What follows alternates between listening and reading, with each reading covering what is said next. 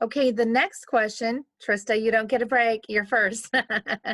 So I'm going to read the next question, and Trista will be the first candidate to respond. Typically, when school districts put bond measures on the ballot to finance projects that are bigger than the general budget will allow, more measures pass than fail. In the last 2 decades, our school district has not been able to convince enough voters to pass a bond measure for even basic updates and needed repairs. What do you think the problem is? What are your plans for engaging the community and ensuring school bonds pass in future elections? Thank you, Trista. Thank you, Cecilia. I appreciate this question. So I believe past bond measures have not passed due to the community not understanding what the monies are going towards. I think many people feel that they pay their normal taxes and that should be enough. Money is always a sensitive subject, and it's okay for members of the public to ask questions and do their research regarding proposed bond measures. However, our schools need to be able to provide safe and functioning facilities for our students. This requires additional funding. I feel differently this year about Measure Y. I believe our current board has done a great job in sharing information and getting the word out this election season about the current measure and explaining why it is important for our schools. Clear and effective communication is key. The public wants to know not only how, but the why. I think the key to passing future school bonds is transparency and effective communication. In addition to showing and ensuring fiscal accountability and responsibility, I think our current board has worked hard this election season to do this. I think they've done a very good job. So thank you, Trustee Whitaker, for that as well. Thank you. Oops, thank you, Trista. Okay, next person for this question is going to be Jake Whitaker.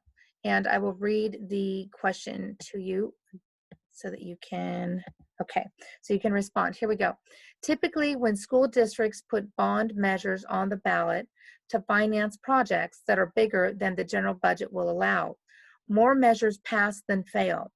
In the last 2 decades, our school district has not been able to convince enough voters to pass a bond measure for even basic updates and much needed repairs. What do you think the problem is? What are your plans for engaging the community and ensuring school bonds pass in future elections? Thank you. Thank you. And this is exactly, these issues are exactly what I've been working to address as a co-chair of the Measure Y campaign. I think that we have some headwinds in Woodland, and one of them is that there are longtime residents who still feel aggrieved by financial decisions and what they view as mismanagement that happened a decade or more ago. And it's difficult because what we're doing right now is we're really going out and asking for a second chance with new leadership. And I appreciate the fact that our current administrative team is actually very fiscally conservative and takes that responsibility very seriously.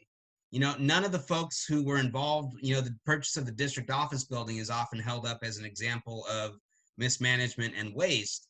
And none of those folks are still working with the district. And so we're all trying to pull ourselves out of the hole that was left for us by our predecessors.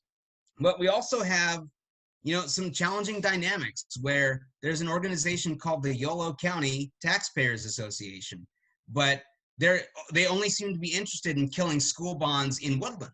There's a $150 million bond on the ballot in West Sacramento, and these folks haven't lifted a finger to try to stop it. And that's because this organization is composed primarily of folks who live in Woodland. And they're not in it, I think, for the sanctity of the cause. I think they're in it for their own pocketbooks and their own personal financial interests. And, I think that right now we have the opportunity to stand up as a community and to say, we're not going to let that fly anymore. We're not going to continue to buy into these, throw everything in the kitchen sink at every bond measure that ever gets proposed type of negative campaigns. We have an opportunity to come together and invest in our schools and start that process. And if we get that second chance, I think that that's really the key, not just now, but in the future, that if Measure Y passes, we need our board to commit that this time we're going to do it right. And we're going to manage the funds responsibly. And we're going to follow our facility master plan, which is being developed by an outside organization, so that there's some impartiality to it as well. And also, when I mentioned earlier in my opening statement that we've developed a strong equity policy, that I think that equity policy is going to be really important in terms of guiding our allocation of resources under Measure Y. And so those are some of the things that I see and that I've been confronting in campaigning for Measure Y. And it's a challenging situation, but I'm cautiously optimistic that we're going to be able to overcome some of those challenges and start moving forward in a much more positive direction as a community and as a district. Thank you, Trustee Whitaker. Okay, next, I'm going to read the question again, and this time for Kandice. Okay. Kandice, typically when school districts put bond measures on the ballot to finance projects that are bigger than the general budget will allow, more measures pass than fail. In the last 2 decades, our school district has not been able to convince enough voters to pass a bond measure for even basic updates and needed repairs. What do you think the problem is? What are your plans for engaging the community and ensuring school bonds pass in future elections? Thank you.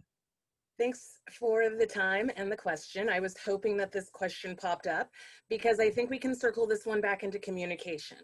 And when I talk about communication, it's telling the story. And Woodland is unfortunately horrible at telling our stories. We have so many successes here in Woodland. I've mentioned this before, our graduation rates are up, our dropout rates are down. We don't have a teen pregnancy issue that we had 30 years ago.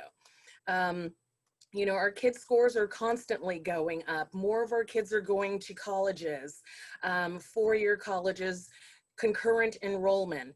What we need to do is we need to highlight these successes and tell the community. You know, I had the wonderful pleasure of registering voters at the farmers market and getting out there and talking to folks. And I was also talking about Measure Y and Measure R and their importance to our community. And I had a gentleman stop me and get really persnickety about, well, what are the STAR scores and where are the kids here? And I thought, well, this is an infrastructure bill. And he was very, very upset about throwing good money after bad. And when I asked what his solution was, he had no answer. And I think that's what we need more of. That communication, that dialogue. Okay, so what is your solution? You don't want to spend money on this. How should we improve it? I really would like to know what the answer is so that we can find some sort of common ground and move our school forward. But we have to do that with the communication, about talking about where we are, where we need to go, and how we're going to get there. All right, thanks. Thank you, Kandice.